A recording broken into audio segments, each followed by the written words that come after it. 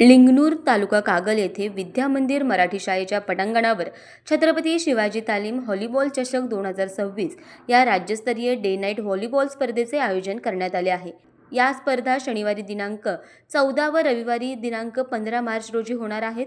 स्पर्धेचे उद्घाटन शनिवारी दिनांक 14 मार्च रोजी सायंकाळी 4 वाजता लोकनियुक्त नगराध्यक्ष सौ सविता प्रताप माने यांच्या हस्ते होणार असून कार्यक्रमाच्या अध्यक्षस्थानी पंचायत समिती कागलचे गटविकास अधिकारी कुलदीप बोगे उपस्थित राहणार आहेत। रविवारी दिनांक 15 मार्च रोजी रात्री 8:30 वाजता होणाऱ्या बक्षीस समारंभात शाहू ग्रुपचे अध्यक्ष मान्य राजे समरजित घाटगे यांच्या हस्ते विजेता संघाच्या पारितोषिक वितरण करण्यात येणार आहे।